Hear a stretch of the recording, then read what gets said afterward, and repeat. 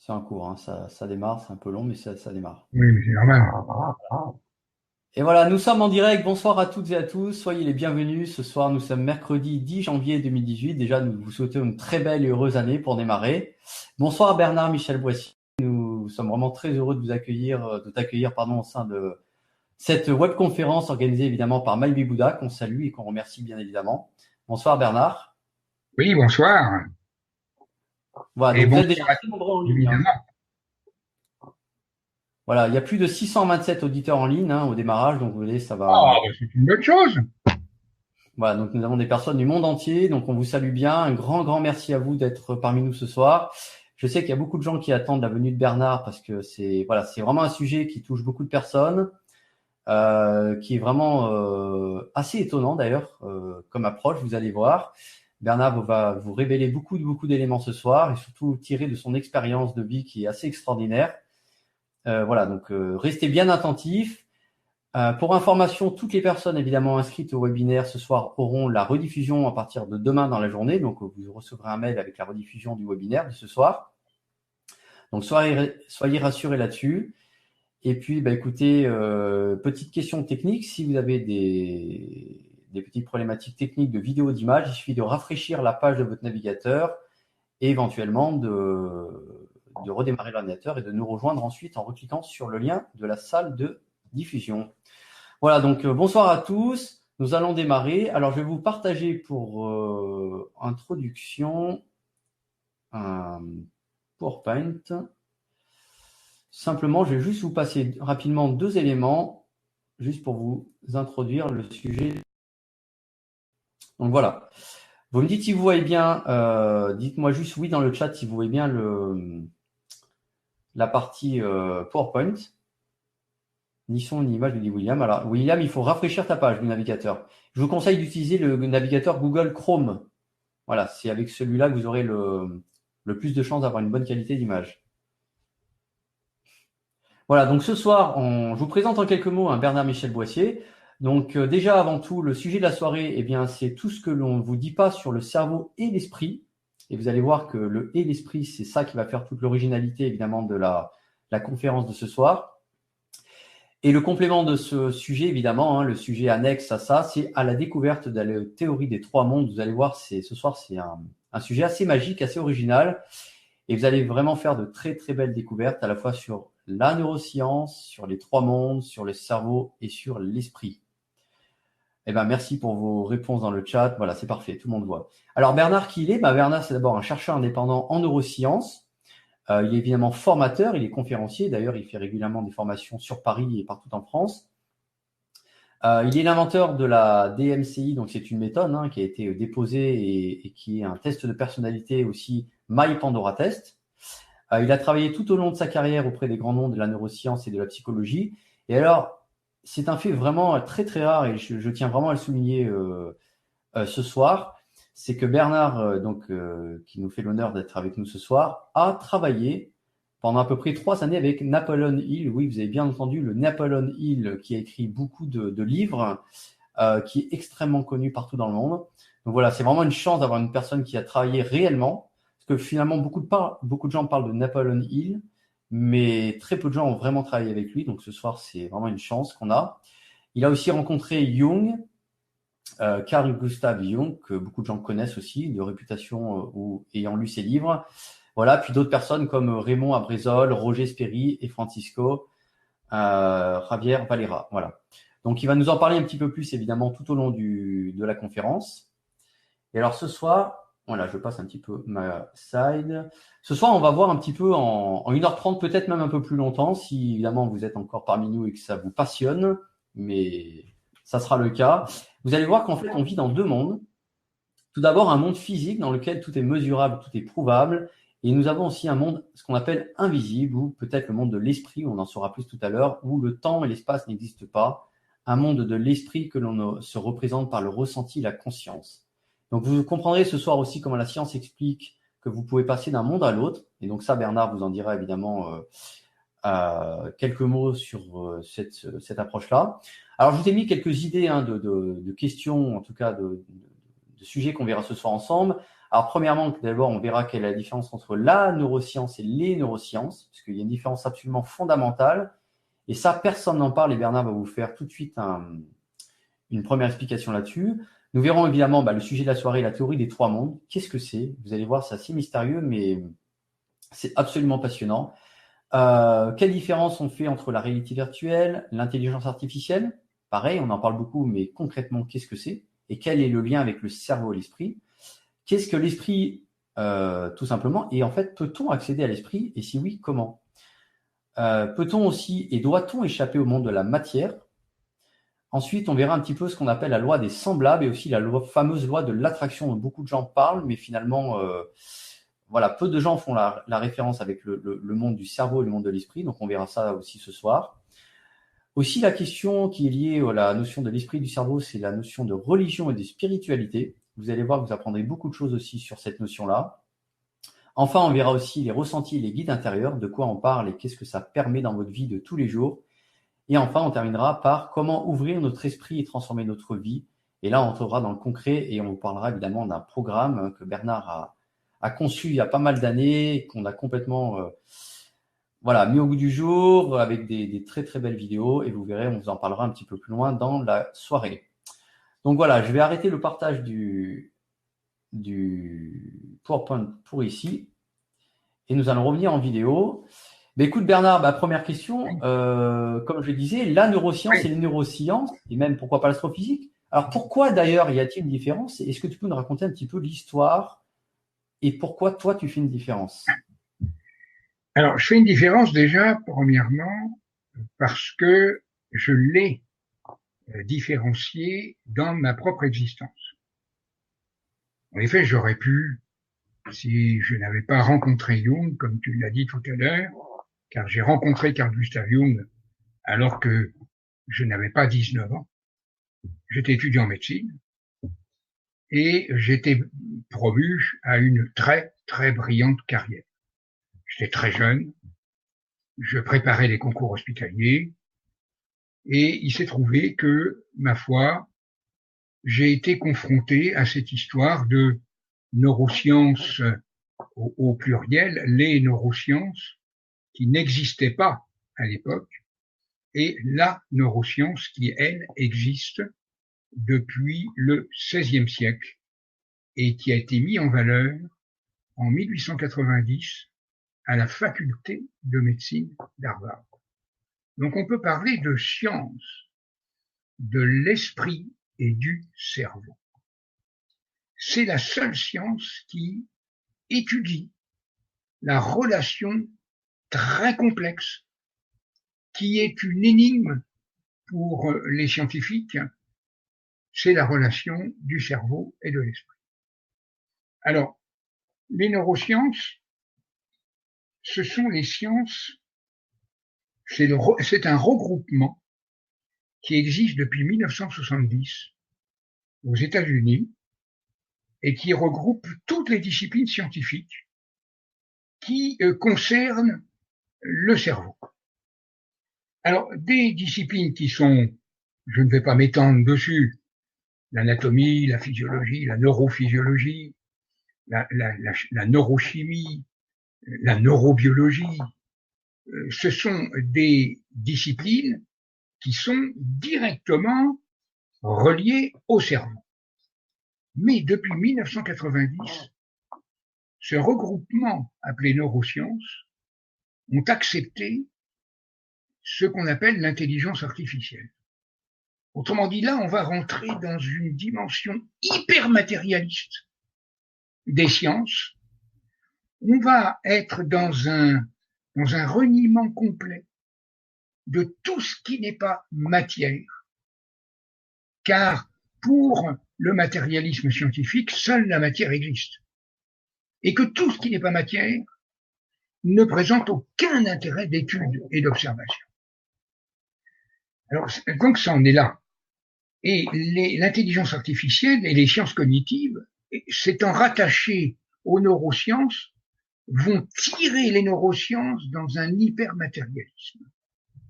Autrement dit, pour les neurosciences, le cerveau, c'est une vulgaire machine d'une extrême complexité. Attendez, bien sûr que les neuroscientifiques le reconnaissent, une complexité infinie, mais qui est malgré tout une simple machine à traiter l'information. Alors, la neuroscience, elle, est une science qui est beaucoup plus ancienne. Alors, je vous dis bien tout de suite, chers amis, je suis un scientifique et je n'accepte pas n'importe quoi. Mais à partir du moment où nous avons une science qui existe depuis le XVIe siècle, qui a réussi à franchir les obstacles du matérialisme, le XVIIe siècle est une période d'obstacles pour la spiritualité. Le XVIIIe siècle, c'est le siècle des Lumières. Là, on peut vous dire que l'homme-machine va prendre toute son ampleur, à tel point, c'est qu'il y a même un ouvrage qui va être écrit à la fin du XVIIIe siècle, qui s'appelle L'homme-machine, et qui va faire objet de référence pour le XIXe siècle. Le XIXe siècle, c'est une période ultra matérialiste. C'est la période de découverte des neurones, des circuits de neurones. On accepte l'évolution du cerveau. Le cerveau est figé une fois pour toutes à la sortie de l'enfance. Il va falloir 100 ans pour que les neurosciences acceptent que le cerveau puisse se transformer et puisse évoluer. La neuroscience va naître en 1890 à la faculté de médecine d'Harvard. C'est la science qui étudie la relation du cerveau et de l'esprit. Et dès 1890, on va avoir déjà la preuve d'une neuroplasticité avec le pouvoir de l'esprit sur la matière. C'est un certain William James, qui est un grand savant, qui va oser défier l'intelligentsia de l'époque en brisant tous les tabous et en disant le cerveau continue à évoluer tout au long de l'existence. Nous sommes en 1898, il se transforme. C'est la plasticité cérébrale. Il va falloir attendre 1998 pour qu'en retrouvant ce document poussiéreux à la faculté de médecine d'Harvard, un jeune médecin dont le père a été frappé par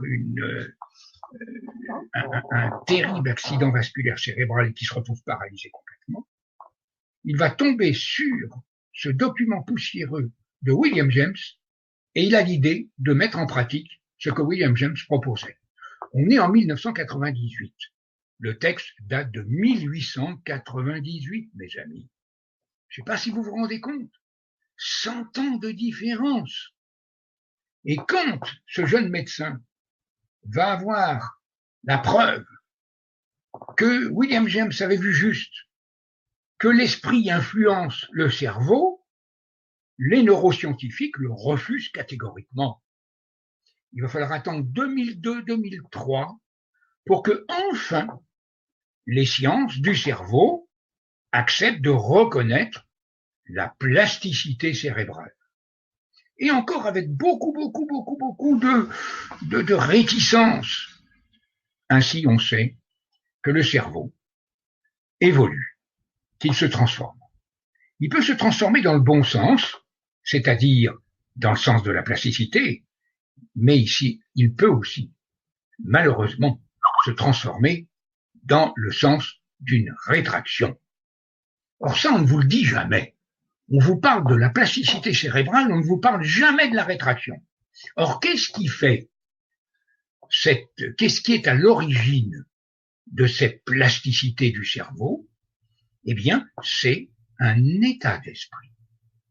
Celui qui a un état d'esprit positif, celui qui cherche des choses nouvelles, va avoir une plus grande probabilité d'avoir un cerveau qui va se transformer jusqu'à un âge très avancé.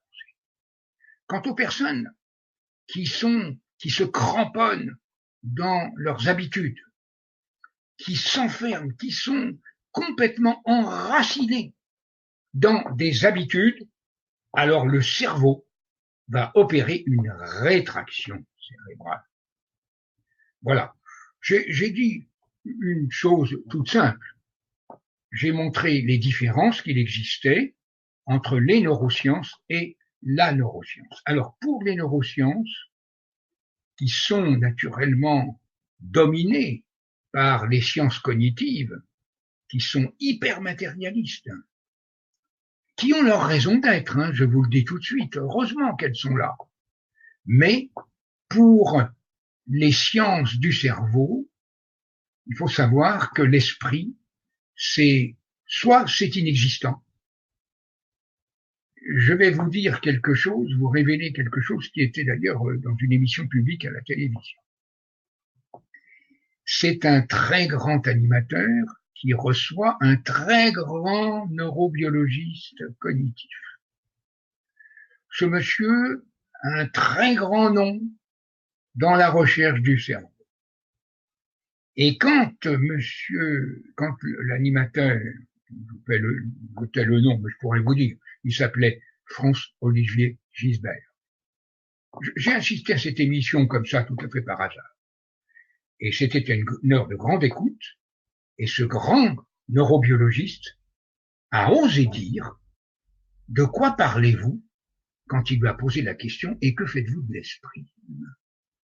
Il a dit « Mais ce machin-là n'a plus aucune raison d'exister, puisque nous avons les neurones. » Et pour ce type de scientifique, pour ce type de personne, que je respecte beaucoup, les croyances sont respectables, c'est une forme de croyance. Ils ne croient pas dans l'esprit humain. Et à tel point, c'est que l'intelligence artificielle considère que l'esprit humain, c'est ni plus ni moins que des logiciels extrêmement pointus, des algorithmes qu'il faudrait inventer pour pouvoir arriver à égaler le pouvoir de l'esprit. Voilà, Olivier, je m'arrêterai là. Voilà. Parce que j'ai déjà quand même pas mal défloré le sujet avec la notion de matérialité et de spiritualité. Bah écoute, déjà un grand merci pour cette première réponse. Alors peut-être approche-toi bien du micro qu'on t'entende bien. Voilà, parce que voilà, tu as comme ça. Une petite perte de son. Du coup, le sujet aussi de la soirée, c'était la théorie des trois mondes. Alors c'est un sujet assez mystérieux parce que les trois mondes, de quoi parle-t-on? Quelle théorie? Et finalement, quel est le lien avec la notion du cerveau et de l'esprit? Voilà, est-ce que tu peux nous dire un petit peu ce que tu entends par la théorie des trois mondes? Et puis peut-être, je crois que tu as aussi des histoires et des anecdotes à nous raconter à ce propos. Absolument. Alors, il faut déjà savoir, chers amis, que il y a beaucoup de mystères, évidemment, puisqu'à partir du moment où on ne comprend pas quelque chose, nous sommes dans un domaine mystérieux. Alors, la théorie des trois mondes n'est pas ni magique, ni un mystère. Je crois que ça fait partie des fondements même de la vie.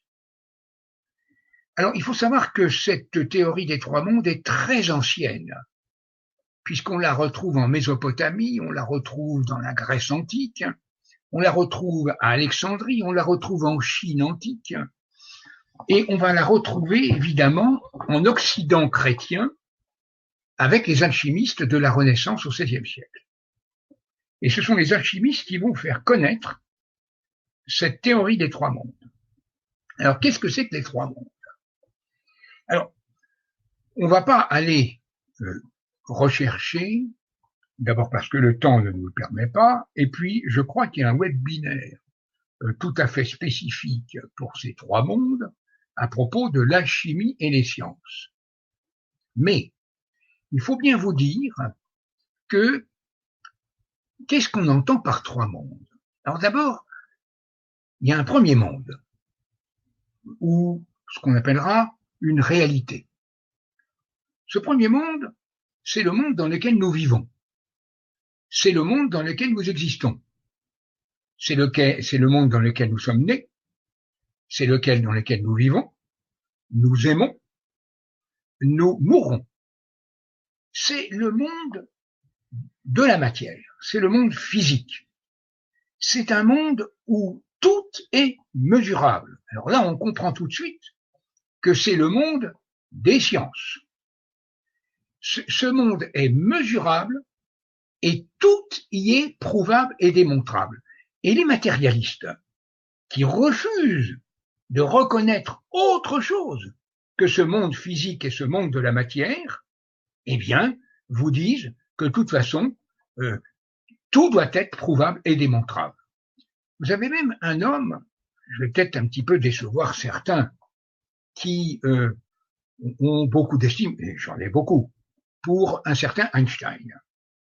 Eh bien, Einstein, contrairement à ce qu'on aurait pu croire ou dire de lui, disait toujours, un jour, tout sera prouvable et tout sera démontrable.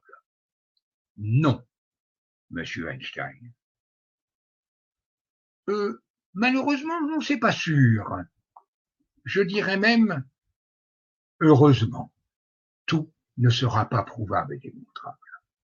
Alors, s'il y a un premier monde qui est un monde physique, il y a une loi universelle qui est la loi de la dualité. Attention, je n'ai pas dit la loi du dualisme, j'ai dit la loi de la dualité. Le dualisme est automatiquement une situation de tension et de conflit, alors que la dualité, c'est la loi des contraires. Autrement dit, si nous avons un monde physique et matériel, nous ne pouvons pas ne pas avoir son opposé. Alors, où se trouve son opposé? Ça, personne ne peut vous le dire. Mais cet opposé, on n'a qu'à opposer tout simplement matière à immatériel.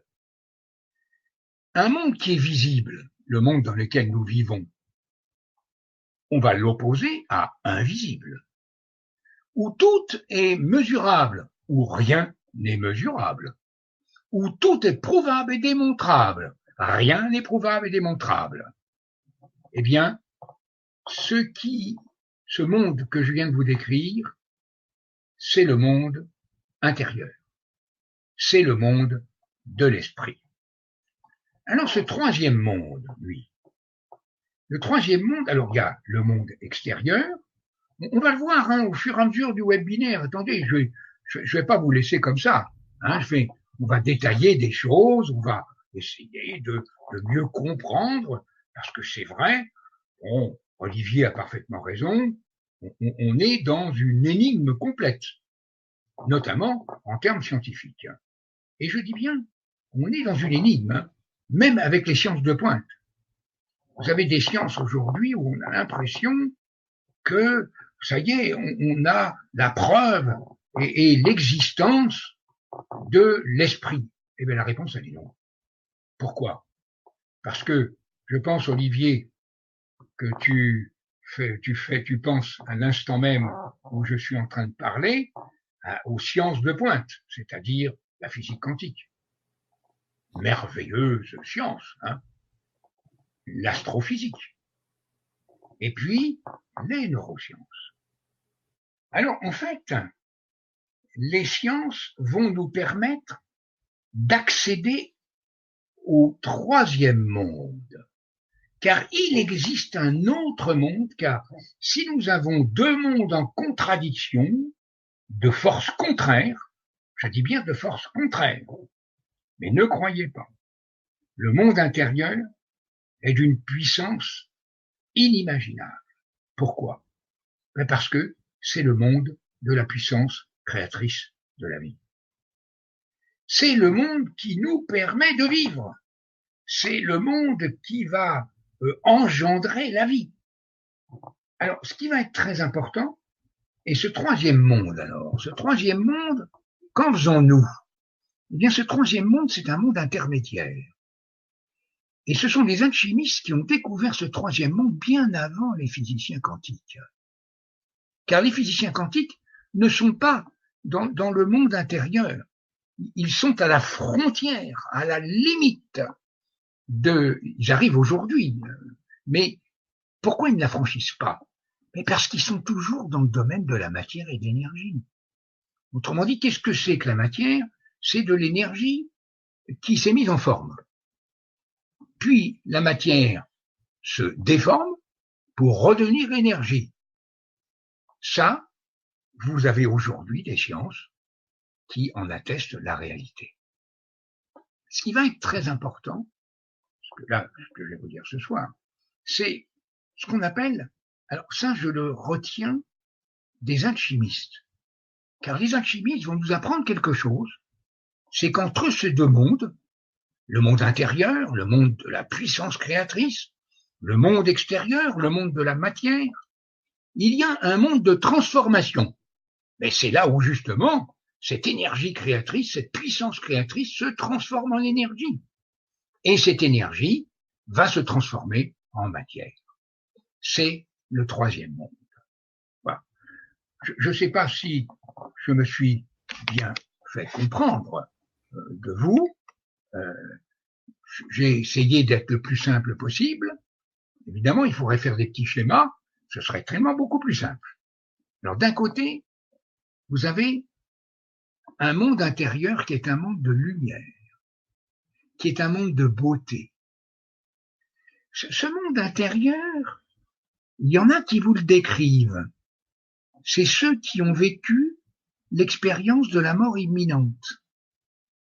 Eh bien, ils ont pénétré dans ce monde intérieur. Ils ont eu accès, un accès direct, brutal, de par un arrêt cardiaque, par exemple.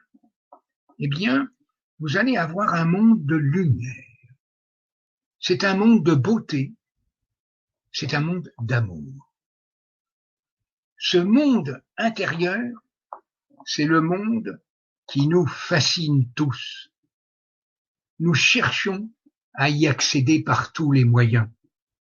Je suis très étonné quand je lis des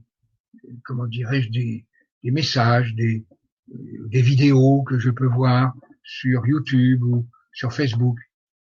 Je suis étonné de voir qu'on peut nous proposer de pouvoir accéder à ce monde intérieur comme ça. Voilà, simplement en y pensant, simplement en le voulant. Alors là, je réponds catégoriquement non. Car pour pouvoir passer d'un monde dans un autre, il va falloir, chers amis, se transformer. Et comment vais-je me transformer? Par le pouvoir de mon esprit sur mon cerveau. Voilà. Je crois que je vous ai peut-être mis un petit peu l'eau à la bouche pour pouvoir aller plus loin. Et la puce à l'oreille pour pouvoir un petit peu comprendre. Mais d'ailleurs, à propos de l'esprit, parce que tu as présenté un petit peu l'esprit, est-ce que déjà tu pourrais peut-être nous dire un petit peu très rapidement, on entend beaucoup parler de la conscience, de l'esprit, du subconscient. Est-ce que tu peux un peu nous faire un panorama très rapide de ça là et nous dire aussi, est-ce qu'il est possible, selon toi, d'accéder à l'esprit ou pas? Et est-ce que des gens l'ont déjà fait? Alors, c'est pas une question simple à répondre. Alors d'abord, on va prendre les questions dans l'ordre, parce que tu m'as posé 3 questions. La première question, c'est la conscience. Que savons-nous de la conscience? Eh bien, je dois dire qu'on n'en sait pas grand-chose. On peut faire des tas de livres sur la conscience, mais on est toujours au même point. La conscience, je crois qu'il y a 2 personnalités qui peuvent nous intéresser, qui ont parlé de la conscience. Alors le premier, c'est un religieux. C'est un grand religieux, il s'appelle Saint Augustin. Et on lui posait la question, évidemment, dans un sens théologique, puisque les religieux qui qui venait écouter saint Augustin, qui venait le questionner, cherchait à avoir des réponses sur l'esprit et sur la conscience. Et saint Augustin va dire, si vous ne me demandez pas ce qu'est la conscience, alors je sais ce qu'est la conscience. Et saint Augustin parlait pour tout le monde, pour vous, mes amis. Si je ne vous demande pas ce qu'est la conscience ce soir, vous savez ce qu'est la conscience, puisque vous l'avez en vous. Mais si, continuons sur saint Augustin, mais si on me demande d'expliquer dans un groupe théologique ce qu'est la conscience, alors je ne le sais plus. Et vous avez un très grand physicien quantique américain, il y a juste quelques années, qui était interviewé par un très grand journaliste scientifique américain et qui lui pose une question. Il s'appelle Nick Herbert.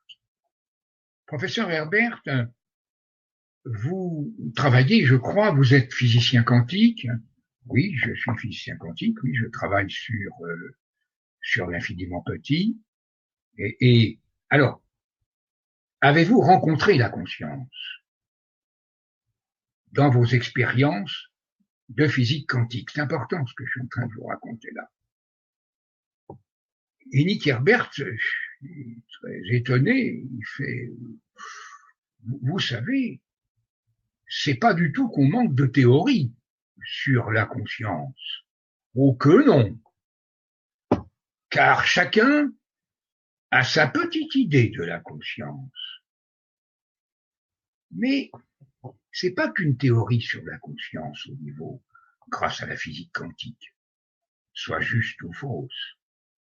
C'est que nous n'avons aucune théorie sur la conscience.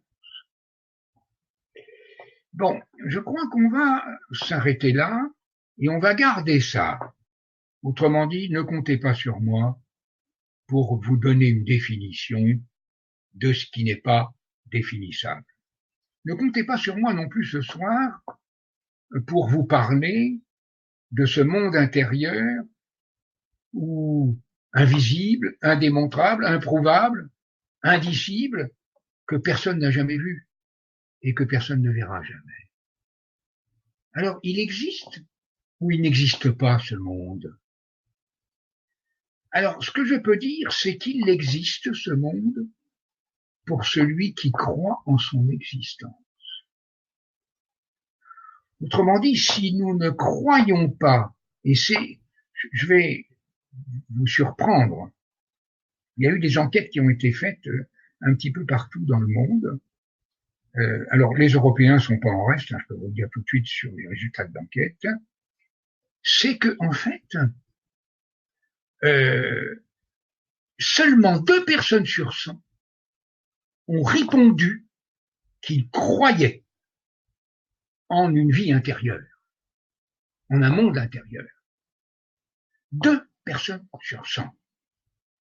Et encore sur les 2, il y en a une qui croyait de façon inéluctable en ce monde intérieur et racontait des expériences qu'elle pouvait y faire. Il va sans dire, bien sûr, que le deuxième, là, puisque c'est 2 sur 100, écoutait avec ravissement, en disant, ben voilà quelqu'un qui m'apporte la réponse que j'attends depuis des années. Et vous avez les autres qui disent, de quoi parle-t-il? Ils ne croient pas en l'existence d'un autre monde. Or, il n'est pas possible, mes amis, qu'il n'y ait pas cet autre monde, puisque sinon, mais nous ne pourrions pas vivre, puisque c'est le monde de la création, c'est le pouvoir créateur de la vie. Vous vivez, non? Eh bien, Vous êtes tous sans exception, nous sommes tous exception. Attendez, moi je suis pas différent de vous. Est-ce que j'accède à ce monde? Ça, c'est un problème qui ne concernerait que moi. Mais ce que je peux vous dire, c'est que, avec certitude, c'est que là, on va pouvoir dire que personne n'est jamais venu nous prouver son existence. Alors vous allez me dire, mais si dans les expériences de mort imminente, j'ai vu des vidéos dessus, oui, c'est très bien, absolument. Les médecins qui d'ailleurs traitent du sujet, car c'est un sujet médical, à l'origine, toutes ces conférences sur la mort imminente concernaient les comas. Et qu'est-ce qu'on doit faire en cas de coma? Est-ce que la personne est consciente dans le coma ou pas? Bon. Et puis, vous avez des gens qui reviennent et des gens qui reviennent pas. Mais bien, ils vous font l'expérience de cette lumière. Oui, ce monde intérieur existe, il est lumière, il est beauté, il est puissance de création et il est surtout une puissance d'amour. Alors bien sûr, il ne faut pas que ce soit des mots qui soient lancés comme ça à l'aveuglette. Tout le monde parle de l'amour des autres, sait-on vraiment ce que c'est?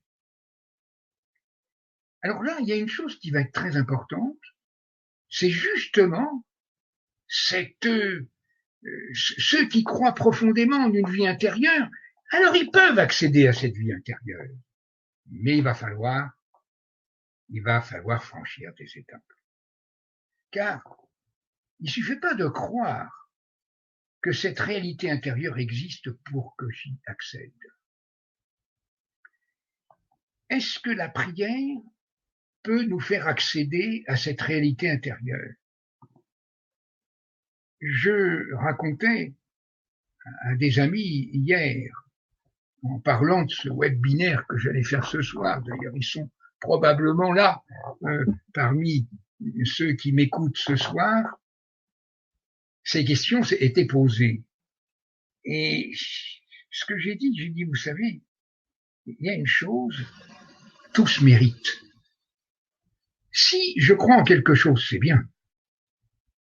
Je déclenche en moi une énergie, une impulsion.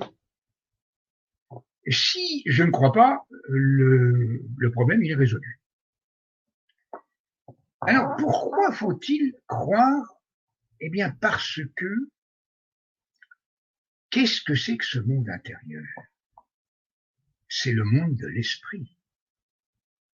L'un est le monde de la matière, l'autre est à l'opposé. Il est le monde de l'esprit. Est-ce que j'ai besoin d'avoir des preuves et d'avoir des démonstrations scientifiques que personne ne peut me faire? Vous allez me dire, mais c'est terrible ce que vous dites là.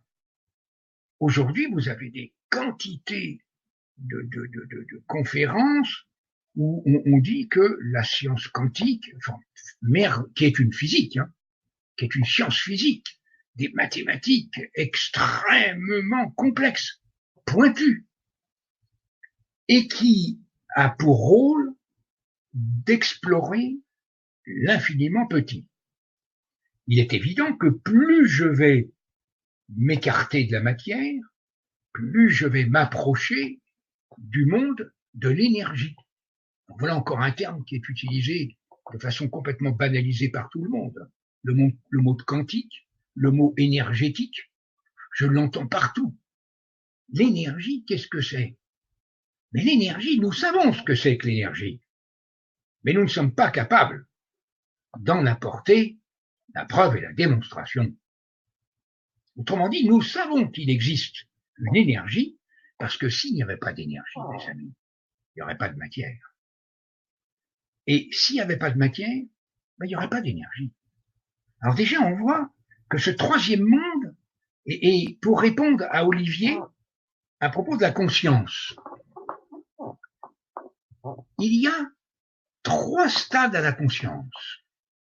Il y a la conscience extérieur, et c'est le cerveau qui nous permet de nous orienter de façon consciente pour vivre, pour nous adapter dans le monde extérieur, pour pouvoir travailler, pour pouvoir être en relation avec les autres, pour échanger nos idées, nos opinions. Nous avons besoin de la conscience tournée vers le monde extérieur. Or, qui nous tourne vers le monde extérieur? On va le voir tout à l'heure, car je vais vous le montrer avec un diagramme. Je vais vous montrer que le cerveau va tourner la conscience. Laissons de côté les définitions, je vous ai dit que je ne pourrais pas vous en donner pas plus qu'un autre. Jung ne donnait pas non plus de définition de la conscience, pas plus qu'il donnait une définition de l'inconscient. Et donc, il disait qu'il y avait des mots qui étaient impossibles à définir. C'est le cas de la conscience, c'est le cas de l'inconscient, c'est le cas de l'esprit. La matière, tout ce qui concerne la matière est définissable. Vous le trouvez dans tous les dictionnaires. Dès que vous commencez à aborder le domaine de l'énergie, vous trouvez beaucoup moins de mots.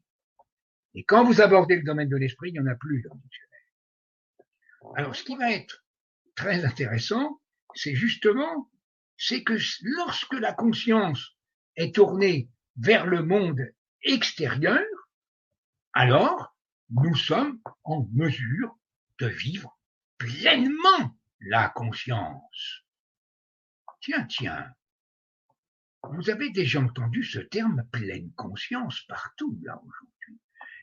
Vivre en pleine conscience, c'est vivre avec une conscience qui est tournée vers l'extérieur, qui va nous permettre de nous adapter aux situations les plus difficiles de la vie, car ne nous cachons pas, la vie extérieure, la vie du monde dans lequel nous vivons est difficile. C'est un monde de violence, c'est un monde de contradiction, mais c'est un monde où vous avez les deux opposés. Vous avez la violence et vous avez l'amour.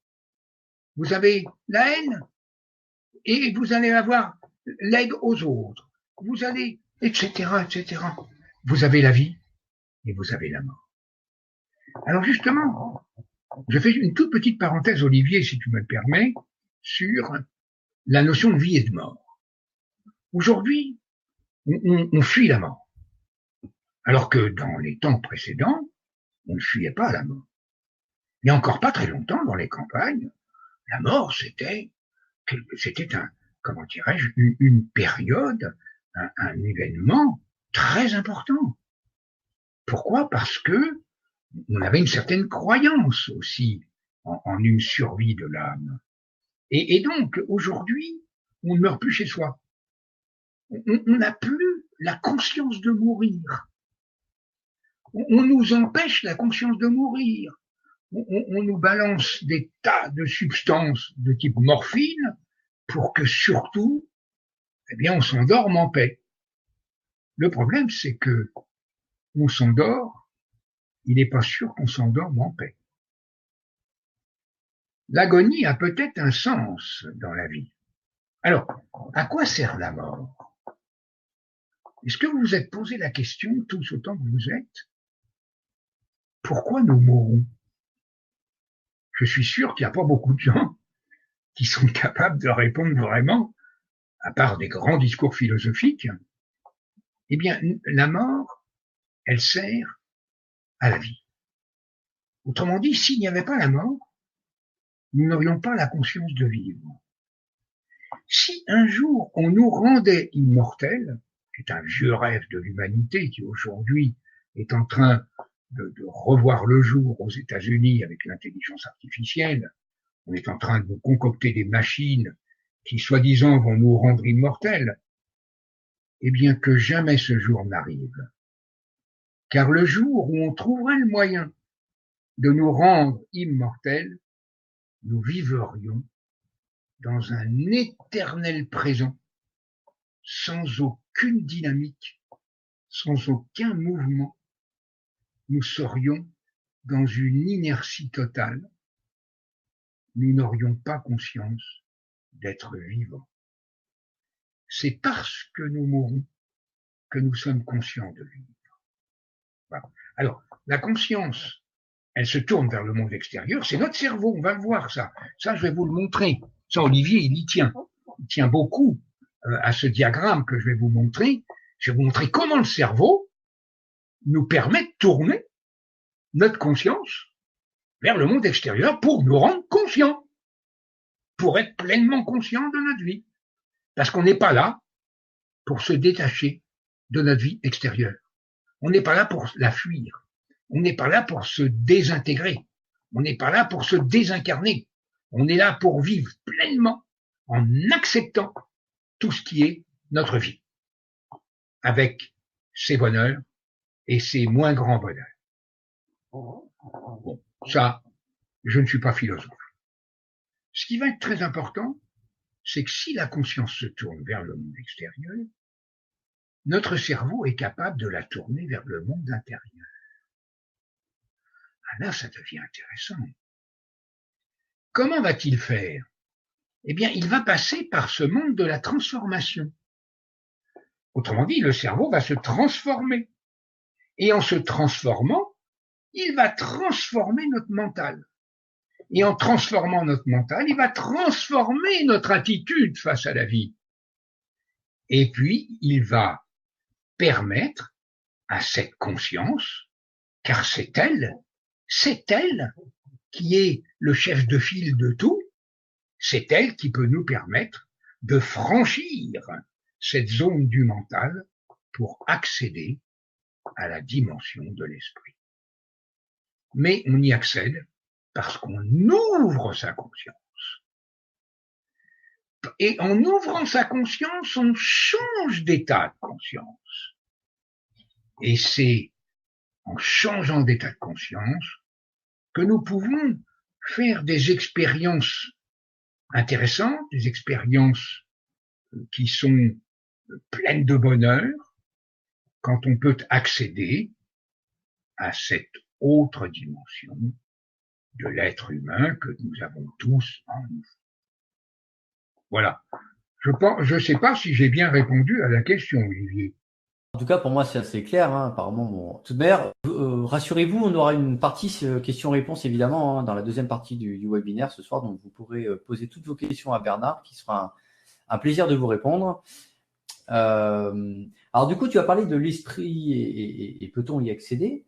Et à l'inverse, la question que j'ai envie de te poser, c'est, mais au fait, doit-on échapper au monde de la matière? Je l'ai dit, ça. On ne doit pas échapper au monde de la matière. On doit vivre pleinement notre existence. En fait, ce qu'il y a, c'est que nous avons... je vais vous donner une toute petite anecdote. J'ai posé une question au professeur Young. J'avais pas 19 ans, je vous l'ai dit. Ça a été un moment extraordinaire. Hein. Il m'a gardé un après-midi entier. Et il a répondu à mes questions de gamin. Hein. J'avais pas 19 ans. Mais j'étais quand même étudiant en médecine, donc j'avais une certaine expérience de l'existence, de la souffrance aussi, de la maladie, de la mort. Et là-dessus, je pose une question à Youm. Une question qui me taraudait. C'était à propos du déterminisme. Car j'étais en désaccord avec les professeurs, nos professeurs d'université, qui nous mettaient toujours dans un déterminisme biologique absolu. Et je pose la question à Jung, par rapport bien sûr à ce que mes professeurs nous enseignaient. Et Jung m'a répondu, il a d'abord, il a monté ses lunettes sur son front, il a fermé les yeux, et puis les a rouverts. Il m'a regardé en face et il m'a dit, rien dans la vie n'est ni déterminé, ni écrit d'avance. Alors, j'avais bien entendu ce qu'il m'avait dit. Rien n'est déterminé et rien n'est écrit à l'avance. Donc, ce qui remettait en question énormément de choses en termes d'échéance. Et puis, Il a continué en me disant, mais vous savez, nous devons trouver notre chemin de vie, car nous avons tous en nous un chemin, mais nous avons plusieurs chemins possibles. Nous en avons un qui peut nous conduire à la lumière. Il a utilisé ce terme. Et les autres peuvent soit concourir à cette lumière, ou, alors je comprenais pas tout ce qu'il me disait, mais j'ai compris une chose, c'est que nous sommes responsables du chemin que nous avons choisi de suivre. Et il me dit, vous savez, il y a une qualité humaine qui est certainement la plus grande, c'est le pouvoir de décision. Car le pouvoir de décision, il met en action un principe en mouvement. Et il va naturellement ouvrir un chemin. Vous allez prendre une décision, il me dit, d'une façon que je n'oublierai jamais, qui était vraiment de la prescience. Il me dit, imaginons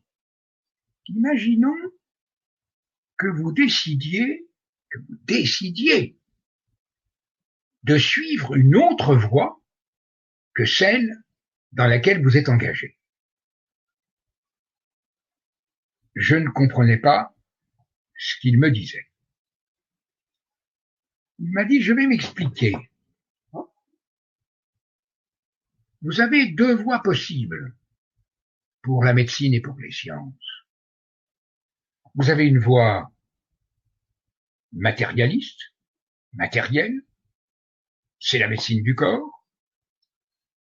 Et puis vous avez une autre voie, qui est celle du corps et de la spiritualité. Et quand il m'a dit ça, j'ai cru que le plancher allait céder sous mes pieds.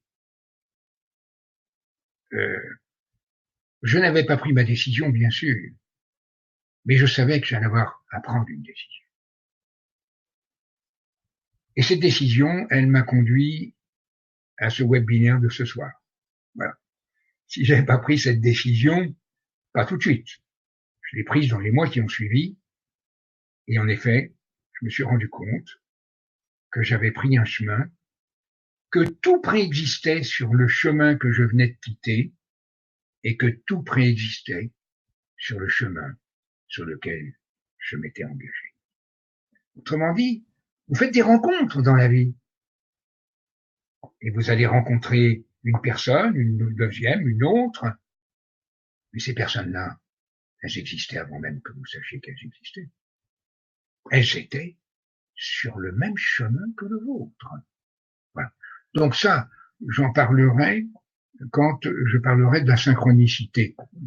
Hein, voilà. Alors ça, c'est exactement le sujet de la synchronicité. Voilà, mais on ne peut pas aborder tous les sujets ce soir. Voilà. Déjà, si nous abordons un point important, c'est que pour accéder à ce monde de lumière, car je vous garantis que nous pouvons y accéder, car j'ai des gens qui pratiquent cette méthode que j'ai inventée pour moi d'abord, parce que j'étais dans une situation catastrophique. D'abord, j'étais très gravement accidenté, j'avais tout perdu, je n'avais plus rien, je ne savais pas où j'allais, et d'un seul coup, j'ai eu l'idée de me mettre un petit peu en moi. J'avais pratiqué des techniques du type sophrologie pendant déjà longtemps. J'ai pratiquement connu toutes les techniques psychocorporelles, techniques de relaxation, et je me suis mis en état, et puis tout d'un coup, pour la première fois de ma vie, j'avais dépassé le niveau sophroliminal. C'est-à-dire, j'avais dépassé le stade de la conscience. Et j'étais sur mon lit d'hôpital, et c'est ainsi que j'ai dessiné le diagramme qu'on va vous présenter en fin de webinaire. Voilà. Et c'est pas rien, car nous étions en 1973. Hein. Et ce diagramme, il est toujours valable. Et je peux vous dire que j'ai connu, mais peut-être pas des milliers, mais je peux pas dire le nombre, un très grand nombre, que je ne peux pas calculer, de personnes qui tout d'un coup, en descendant dans les niveaux de conscience, en franchissant cette barrière infranchissable entre la conscience extérieure et la conscience intérieure. Qu'est-ce que c'est que l'inconscient? Je pense que vous avez probablement des thérapeutes qui sont là ce soir. Vous avez des gens qui travaillent avec l'inconscient, mais qu'est-ce que c'est que l'inconscient? Eh bien, l'inconscient, et c'est Jung qui me l'a dit, c'est lorsque la conscience se tourne vers l'intérieur. Et qu'est-ce qui tourne la conscience vers l'intérieur? Eh bien, c'est le cerveau. Mais c'est le cerveau lorsque le champ de la conscience est suffisamment élargi où on va pouvoir avoir un véritable lâcher-prise. Et là, vous allez accéder à cette dimension de l'esprit qu'on appelle la conscience intérieure. Voilà. Je ne sais pas si j'ai répondu à ta question, Olivier. Bah, pour moi, c'est très clair. Alors justement, je rebondis sur ton propos que tu viens de nous partager. À propos de ça, d'ailleurs, toi, tu parles aussi d'ailleurs à ce propos de la loi des semblables et la loi de l'attraction. Tu as parlé de l'esprit, du cerveau, de la conscience, de l'inconscient. C'est quoi pour toi? C'est ta vision de la loi de l'attraction dont on entend parler sur Internet de partout, tout le temps. Mais toi, tu as une vision vraiment assez différente. Alors, je disais à une personne cet après-midi, donc c'est cet après-midi, qui m'a commandé ma méthode et qui a voulu en connaître un petit peu plus que ce qu'elle pouvait en connaître de l'extérieur. Et je lui ai dit une chose. Je lui ai dit que elle a commencé à me parler, évidemment, qu'elle a tout essayé, qu'elle était dans une situation très difficile, qu'elle était sans travail, que elle était dans une situation où tout coulait. Hein. Bon, comme on connaît. Hein, vous savez, quand il y a un domaine qui coule, les autres domaines coulent. Alors là, bon, pourquoi? Parce que c'est pas les domaines qui coulent, c'est nous qui coulons. Alors, cette personne a commencé à me parler de la pensée positive et la loi d'attraction. Alors, je lui ai dit, écoutez, je ne pourrais pas critiquer cela. La pensée positive existe, mais qu'est-ce que c'est que la pensée positive? C'est une manière optimiste d'aborder la vie. Il vaut mieux l'aborder de manière optimiste que pessimiste. Hein. Voilà. En l'abordant de façon optimiste, on a plus de chances d'avoir un succès dans l'existence. Mais ça suffit pas. Alors pourquoi? Parce que les pensées, d'abord la pensée, ce n'est pas le cerveau qui la produit. Alors il y a des grosses discussions, je peux vous dire, dans les neurosciences, où les gens ne sont pas d'accord. En effet, le plus grand nombre de neuroscientifiques considèrent que c'est le cerveau qui produit la conscience, qui produit l'esprit, qui produit la pensée. Alors là-dessus, et oui, la conscience aussi, la pensée. Alors la pensée, il faut savoir d'abord que c'est un phénomène qui n'est pas conscient. Et que quand ce phénomène inconscient émerge à la conscience, toutes les 400e de millisecondes, je crois, c'est pas moi qui les ai calculés, hein, je vous dis tout de suite, je suis incapable, mais il y a des gens qui les ont calculés aux États-Unis, qui sont des savants, qui sont des gens très sérieux. Toutes les 400e de millisecondes, nous aurions une pensée qui jaillit à la conscience. Or, pour une pensée qui jaillit à la conscience, imaginez le nombre qui reste dans l'inconscient. Ben, vous avez tout le reste. Autrement dit, ça veut dire que penser de manière positive, c'est bien. Avoir des pensées positives et lutter contre les pensées négatives, ça ne sert pas à grand-chose. Sinon que de nous concentrer sur le négatif. Alors, la loi d'attraction. Puisque si on parle de la loi d'attraction, Olivier, tu ne peux pas parler de la loi d'attraction sans parler de la pensée positive ou de la pensée négative. Alors déjà, la pensée, c'est un phénomène qui n'est pas du ressort de notre conscience. Et la pensée, c'est un chef de file de toute l'activité mentale du cerveau. Ce qui va être très important est la loi d'attraction. Évidemment, c'est un terme très séduisant. Vous pensez à des choses positives, alors vous attirez à vous ces choses positives. Vous pensez de manière positive, vous attirez les choses. La loi d'attraction est une loi qui correspond au monde physique. C'est une loi universelle comme la relativité. C'est une loi qui est une loi scientifique et qui concerne la physique, qui concerne l'astrophysique, qui concerne la physique quantique, qui concerne l'astronomie, qui concerne les neurosciences. Non, justement. Ça concerne la loi d'attraction, tout ce qui est matériel. Alors maintenant, tout ce qui n'est pas matériel, le vivant n'est pas matériel. Eh bien, le vivant ne peut pas être dans cette loi d'attraction. Alors, par contre, il peut être dans une loi de similitude. Autrement dit, si nous agrandissons notre champ de conscience, je reviens toujours à mon cheval de bataille, Olivier, c'est l'agrandissement du champ de conscience.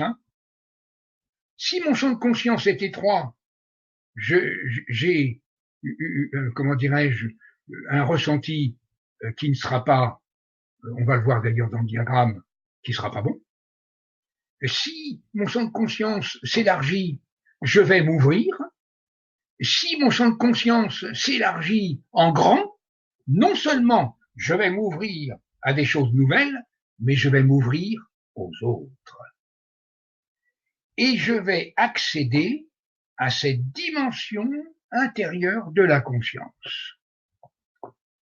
Voilà ce que je peux en dire. La loi de similitude, on peut être attiré par une personne.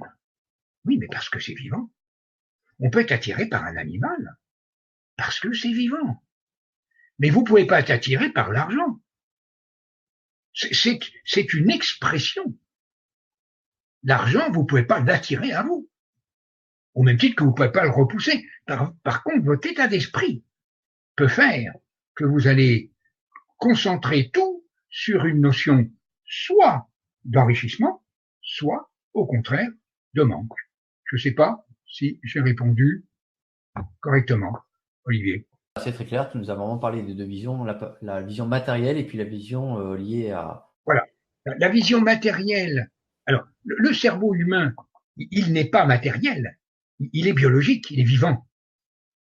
Et donc, voilà pourquoi les neuroscientifiques ne peuvent pas arriver à pouvoir utiliser la loi d'attraction en ce qui concerne les études sur le cerveau. Voilà. Est-ce que, autre question? Alors, du coup, tu voulais aussi nous parler un petit peu des ressentis et des guides intérieurs. Qu'est-ce que tu entends par là et qu'est-ce que ça permet? Alors d'abord, qu'est-ce que c'est qu'un ressenti? On a parlé tout à l'heure de la pensée. D'où naît le ressenti? Alors, ce que je vais vous dire, vous ne le trouverez nulle part. Pourquoi? Parce que ça, ce sont les fondamentaux de la neuroscience. Autrement dit, on a d'abord une création, car tout est création. La puissance créatrice de la vie va créer la vie. Elle va créer la conscience. elle va créer la conscience qu'elle va d'abord intérioriser. Et cette conscience intériorisée va s'appeler l'inconscient. L'inconscient va avoir la même puissance de création que la puissance de création originelle. Et elle va créer à son tour la pensée. Autrement dit, qu'est-ce que la pensée? C'est une création de l'inconscient. La pensée ne peut être ni positive ni négative. C'est pas une énergie, la pensée. C'est une force inimaginable. C'est une force créatrice, la pensée. Ne pas confondre la pensée, quand elle est dans l'inconscient, avec la pensée quand elle surgit à la conscience. Quand elle arrive dans le monde extérieur, la pensée, elle n'est plus cette force. Elle devient une forme. Voilà. Et donc, elle devient qu'est-ce que c'est qu'une pensée mise en forme? Ça s'appelle une idée. Et donc, je reviens sur cette histoire de ressenti. J'ai pris un petit détour parce que je ne pouvais pas vous donner ça de façon brutale. D'abord parce que vous ne l'auriez pas compris. Alors, cette pensée va créer à son tour ce qu'on appelle la vision intérieure. Nous sommes toujours dans une dimension hors conscience. Cette vision intérieure, c'est l'imaginaire. C'est d'ailleurs de cette manière-là que Jung a inventé l'inconscient collectif, avec tous les archétypes. C'est-à-dire, on est dans la dimension inconsciente. Et c'est l'imaginaire de la pensée. Cette pensée, cet imaginaire, elles ne peuvent pas rester dans l'inconscient. Elles sont là pour surgir dans le monde extérieur dans lequel nous vivons.